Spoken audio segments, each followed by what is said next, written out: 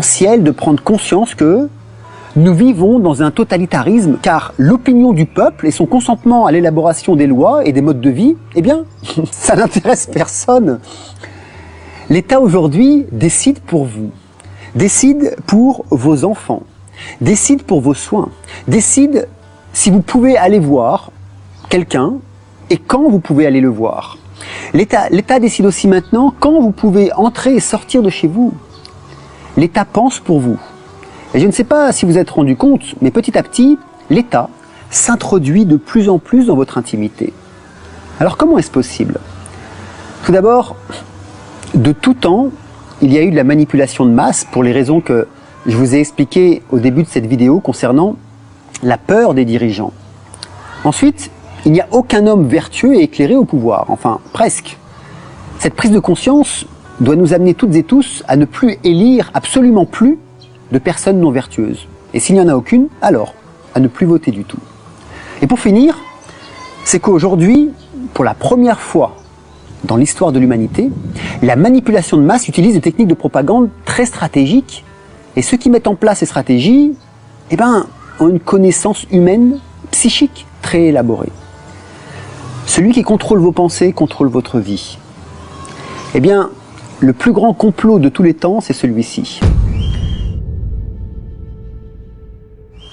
Faire semblant d'ignorer les sciences de l'esprit, les mépriser au service de la science moderne afin que le peuple soit ignorant et même les rejette.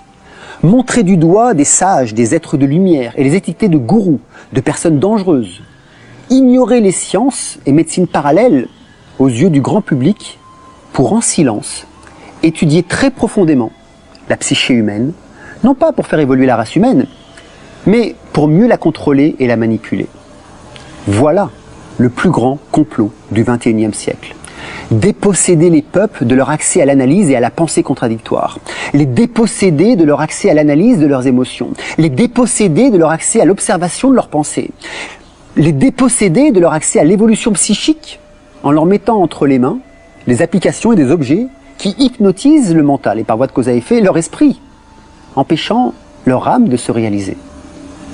Empêcher les gens de se poser des questions métaphysiques sur la vie humaine, leur propre vie humaine, par le management par la peur, la manipulation cognitive et la confusion, c'est tout simplement les empêcher d'entrer en communion avec leurs émotions les plus hautes, avec leur pouvoir psychique. Et pourtant, cette question métaphysique devrait être au cœur de la vie de 8 milliards d'êtres humains à chaque instant. Comme, c'est quoi la vie? Et d'ailleurs, que veut dire vivre? Est-ce que vivre, c'est survivre? En quoi ma vie doit-elle impérativement être liée aux décisions d'autres personnes étrangères à moi? Le choix de vie ou de mort sur notre propre personne, le choix de prendre des risques ou pas, est ce qui nous humanise. Le sacrifice consciemment choisi, pour des faits et gestes que nous avons décidés seuls, est ce qui nous humanise. Ce qui nous humanise, c'est d'apprendre non pas à vivre, mais à mourir.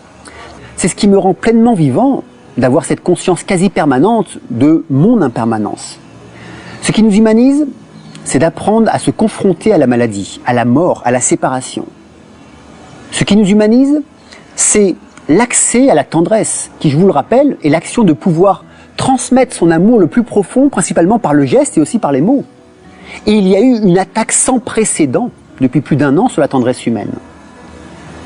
Ce qui nous humanise, c'est aussi la prise de risque de vivre une vie avec de nouvelles expériences.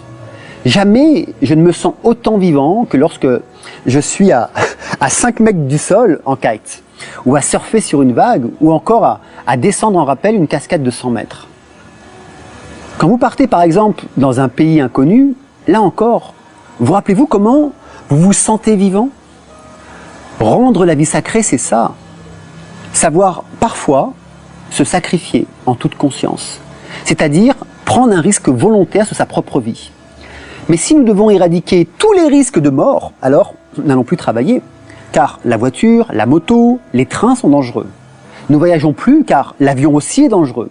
Ne nous parlons plus les uns les autres car il y a des milliards de maladies qui se transmettent d'homme à homme.